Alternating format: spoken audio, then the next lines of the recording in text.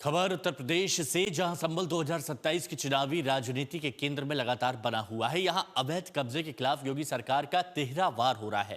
पहले संभल में अवैध कब्जा करके बनी मस्जिद मदरसे पर बुलडोजर चला और अब इसे बनवाने वालों से जुर्माना वसूलने का नोटिस जारी हो रहा है, जिसके बाद समाजवादी पार्टी के नेता धर्म के नाम पर चुनकर निशाना बनाए जाने का आरोप लगाते हैं। देखते हैं, उस पर तकलीफ तो होती है ना, कब तक खामोश रहें। जब से ये सरकार आई है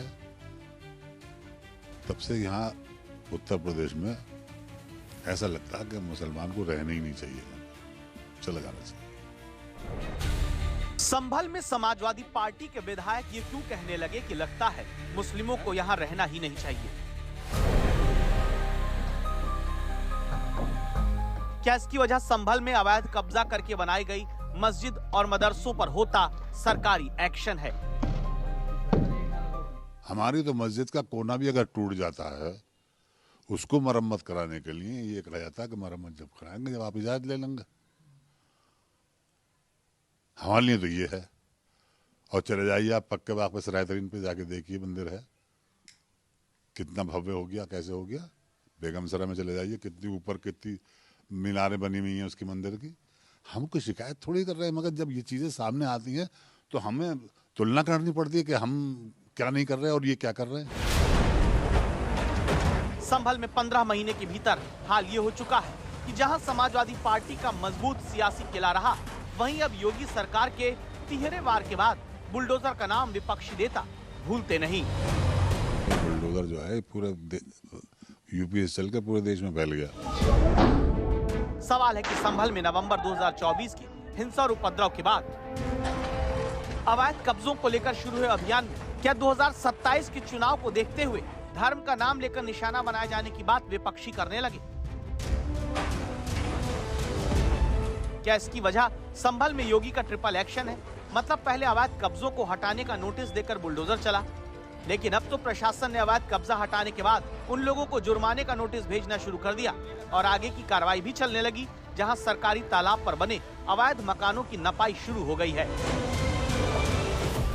पहले आप उस एक्शन के बारे में जानिए जिसे सुनकर राजनीति में उफान आने लगा है, क्योंकि अवैध कब्जों पर बुलडोजर एक्शन के बाद अब अवैध कब्जा करने वालों को आर्थिक चोट पहुंचने जा रही है, ताकि फिर कोई सरकारी जमीन पर कब्जा न कर सके। इसीलिए 75 लाख रुपए तक जुर्माना वसूला जाएगा।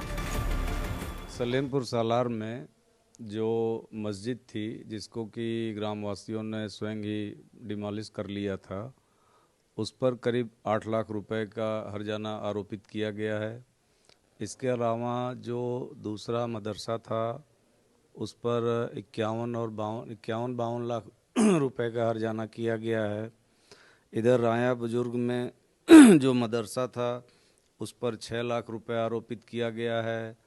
और जो मस्जिद बनाई गई थी, उस पर 8 लाख रुपए का है। और इंडिविजुअल जो 3 मकान बने हुए थे, उस पर 1,20,000, 4,000 इस तरह से करके कुल 72 से 75 लाख रुपए की वसूली इनसे की जानी है। ये लोग अगर इस पूरे जुर्माने को जमा नहीं करते हैं तो प्रशासन इन लोगों की कुर्की सहित जो तमाम आगे की जो विधिक कार्रवाई है वो करने के लिए आगे बढ़ेगा। संभल में अब तीसरा एक्शन भी होने जा रहा है, जहां प्रशासन हाथ में इंच टेप लेकर वो इलाका नापता है। दावा है जहां सरकारी तालाब होता था, वहां घर बनाए गए। अब यहां गलियों तक में नाप जोख राजस्व विभाग की टीम कर रही है, इस दावे के साथ कि सरकारी रिकॉर्ड में यहां 5 बीघा तालाब होता था।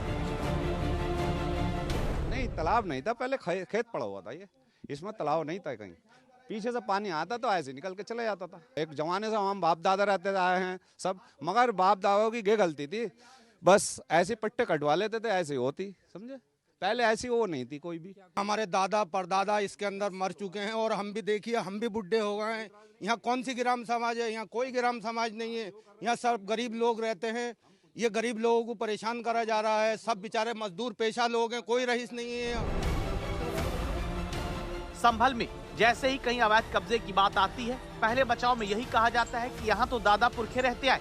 लेकिन समाजवादी पार्टी विधायक ऐसी कार्रवाई को लेकर मानते हैं कि बहुत जगह अवैध कब्जा 50 साल पहले से हुआ, लेकिन कार्रवाई अब क्यों और केवल एक धर्म के खिलाफ क्यों?